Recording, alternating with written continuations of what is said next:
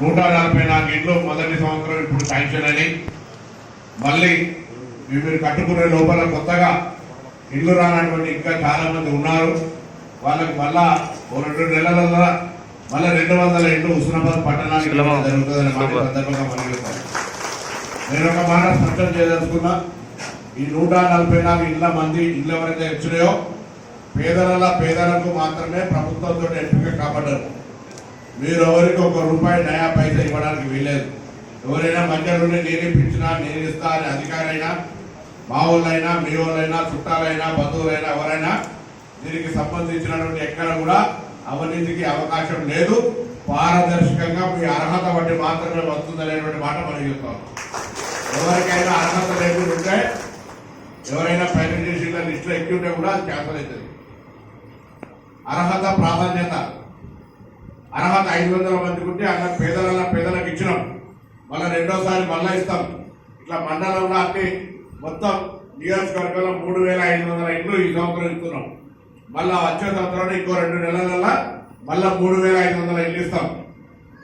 ఇవి మీరు తొందరగా కట్టుకొని తొందరగా గృహప్రవేశాలు చేసుకోవాలని కోరుతారో ఎంతంత స్పీడ్ కడితే అంతంత తొందరగా డబ్బులు ఇస్తాం. మీరు ఆలస్యమైన కొద్దీ దానికి దొరుకుతాయి, ఇబ్బంది అవుతుంది.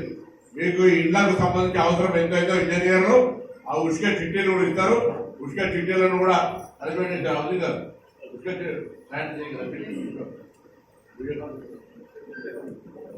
ఉష్క చిట్టీలు ఇస్తాం. ఉష్క గురించి కూడా మీరు ఇబ్బంది పడే అవసరం లేదు. పోలీసులు ఇక్కడే ఉన్నారు, జిల్లా కలెక్టర్ గారు ఇక్కడే ఉన్నారు. గవర్నమెంట్ డిసిషన్ చేసింది అవి ఇస్తారు. దాని తర్వాత ఇంకా ప్రభుత్వం మీకు ఏం చేయాలి అనే ఆలోచనతో ఇస్తున్నారు.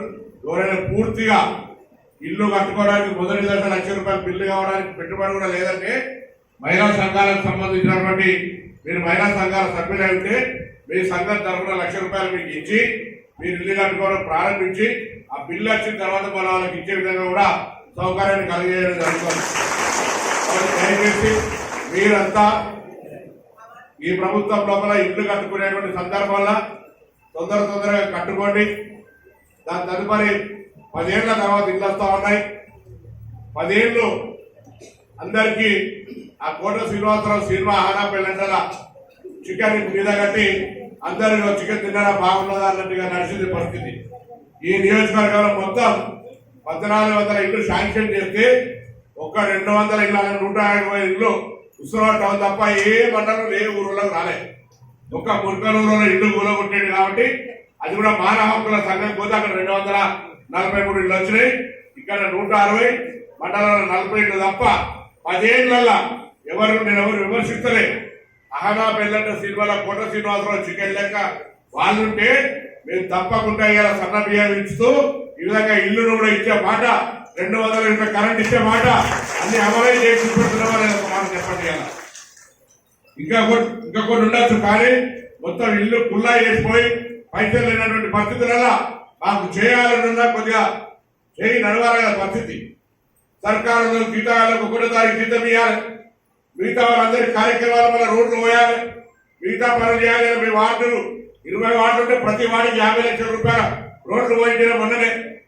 ఇట్లా అన్ని పనులు చేస్తున్నారు. త్రాగునీటి సమస్య, మెయిన్ రోడ్డు మీద బోరెడు ఉక్కేస్తే సమస్య వస్తే దానికి సంబంధించి ఈ ఊరికి ఎల్లమ్మ చెరువు చాలా అద్భుతంగా అమ్మగారి దాన్ని ప్లానింగ్ చేసి నిర్మాణం చేపిస్తా ఉన్నారు. ఆ ఎల్లమ్మ టెంపుల్ కు సంబంధించిన డెవలప్మెంట్ చేస్తా ఉన్నారు. అన్ని రకాల కార్యక్రమాలు జరుగుతున్నాయి. అయినా సమస్యలు లేవు, మొత్తం పరిష్కరించారు నేను అంటలేదు. ఉంటాయి ప్రతి ఇంటికి అన్ని సమస్యలు ఉంటాయి. సమస్యలు పరిష్కరించేటువంటి బాధ్యతగా మీ ఎమ్మెల్యేగా మీకు ఎప్పుడైనా ఇబ్బంది ఉంటే ఇక్కడ ఎమ్మెల్యే ఆఫీస్ ఉంది, ఎప్పుడైనా రావచ్చు. అపాయింట్మెంట్ కావాలో పోలీసులు ఆపుతున్న అవసరమే లేదు. ఏదైనా ఇబ్బంది ఉంటే తప్పకుండా మీ అందరికీ నేను అందుబాటులో ఉంటాను. మీరు ఎప్పుడైనా అనుకోవచ్చు కలిసి పోతున్నాను. నేనేమంటున్నాను, మీరు నాకు ముందు తొందరగా ఇళ్ల నిర్మాణం చేపట్టండి. అదే సంతోషం. ఇళ్ల నిర్మాణం దశలో కూడా నేను మధ్యాహ్నం మీ దగ్గరికి వస్తా. పక్కనే మాడలం చూద్దాం. అప్పుడు పోయి కాగితాలు ఇచ్చిన తర్వాత 9 తారీఖు దాకా మధ్యలో ఉన్నట్టే నేను పట్టణ లీడర్ అందరినీ కూడా కోరుతాను. 9 తారీఖు లోపల అందరు ముగ్గులు పోయాలి.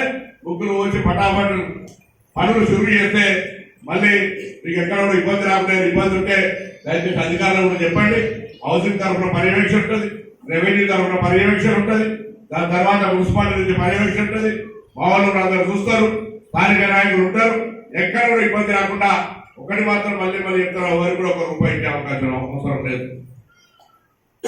ఎవరైనా అడిగితే నాకు చెప్పు, ఇది గవర్నమెంట్ ఇస్తున్న ఇల్లు కాబట్టి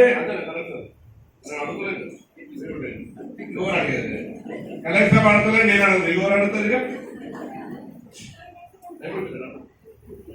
కాబట్టి. ఎందుకంటే అది చాలా ముఖ్యం. పారదర్శకత అనేది కొంతమందికి నిజంగా కూడా తప్ప ఇంట్లో 5 ఉన్నాయి, 10 మందికి న్యాయంగా రావాలి. ముందరికి 5 ఇవ్వాలి, 5 ఇచ్చినాం. ఆ మిగతా 5 రాళ్ళు బాధపడకండి, వాళ్ళకు ఇచ్చే బాధ్యత మాది. ఇంతమంది ఒకటే చెప్తారు, మాట అంటే మాట. ఇలా మేము అన్నట్టుగా ఇలా సన్న బియ్యం కొద్దిగా ఉప్పు అవుతుందా లేదా?